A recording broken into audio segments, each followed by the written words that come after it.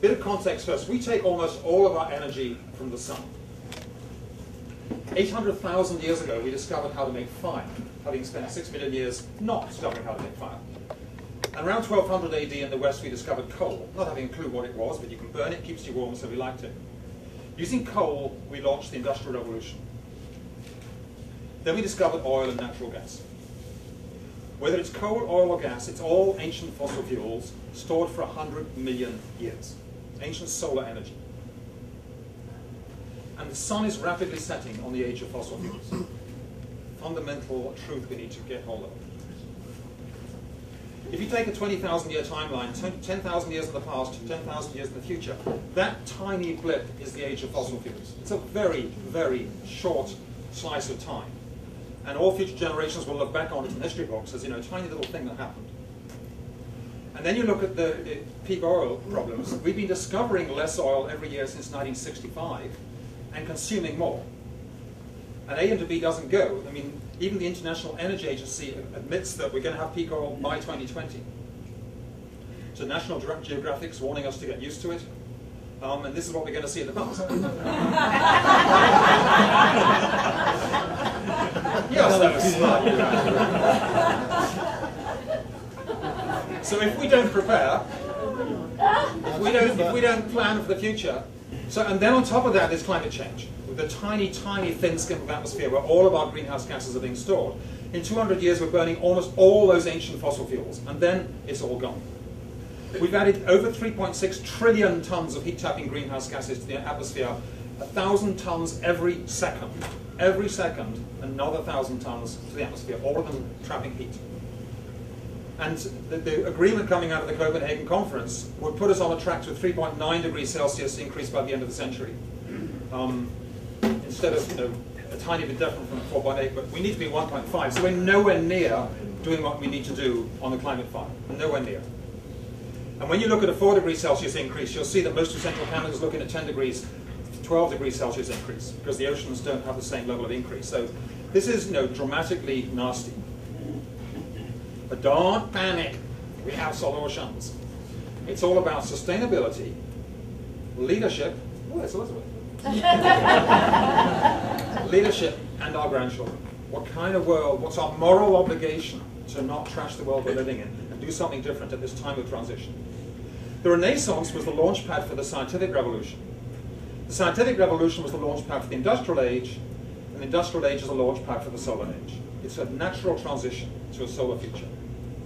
So I wrote the book, The Climate Challenge, there's copies outside that loads all this stuff down in details for transport, electricity, heating, buildings, the works. So this is drawn from it. Basically, we need to plan for 100% renewable energy. So what does that mean for transport, to get to tonight's meeting? Feet. It starts with our feet. We love walking around when we can be in a pedestrian-friendly place.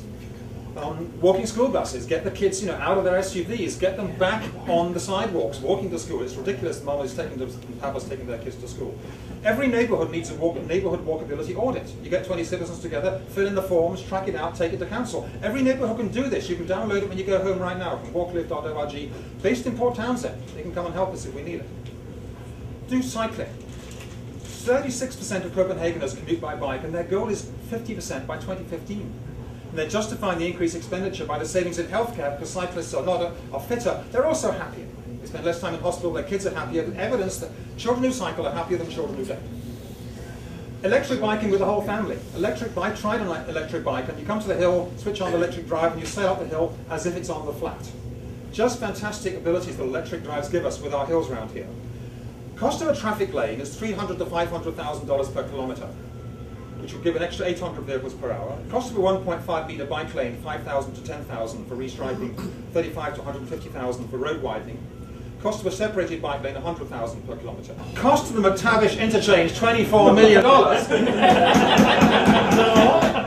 For that money, we could have had 24,000 kilometres of painted bike lane, or 240 kilometres of separated bike lane. San Francisco, that is what new separated bike lane looks like in San Francisco this year.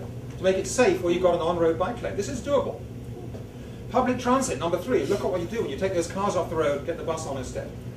In Hasselt, Belgium, they said, make it on the city taxes free for everyone. 11-fold increase in ridership when they put it on the taxes so that we didn't have this bother of now $2.50 a ride.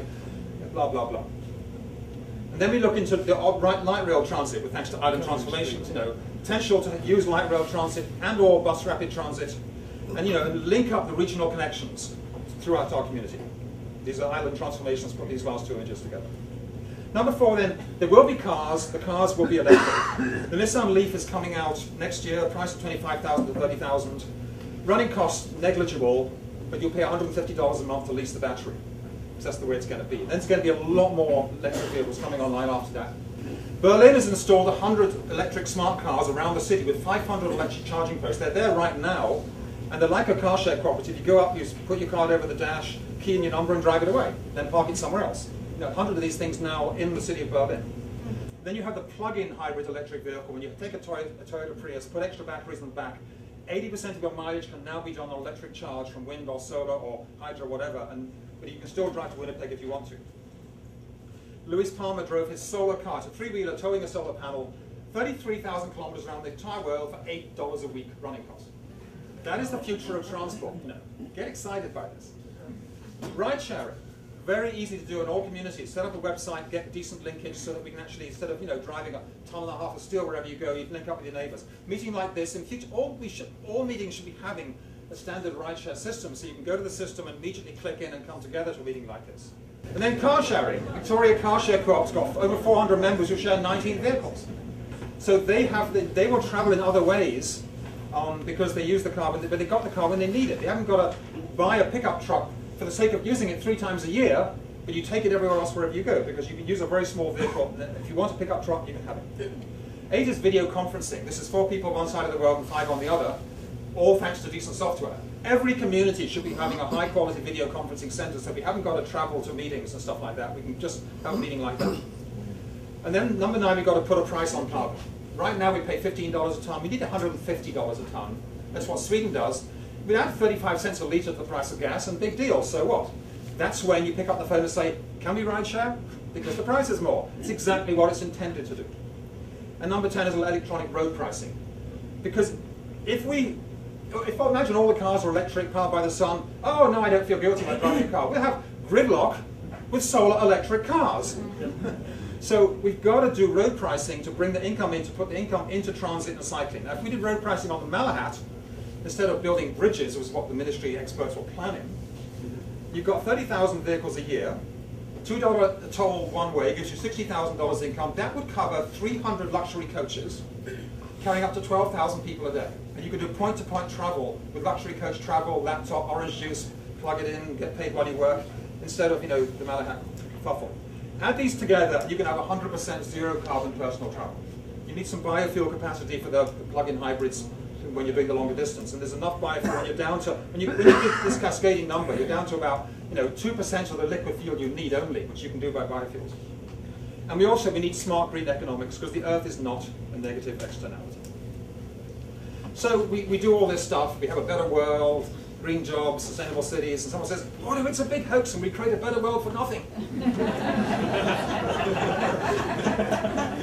So next time a climate denier stands up, just remember that joke, this is a better world we're creating all around for everyone. This is the book I put together on climate change, which is out there for sale if you want a copy afterwards. This is the newsletter at EcoNews. Every chair had a copy of my newsletter on it with a cover story on green transport covering very similar stuff I'm doing today. It's free to sign up or get online. And the BC Sustainable Energy Association is working to get a lot of these changes in practice. We love your membership at bcseh.org. And that's my book, and I'm done. Thank you very much.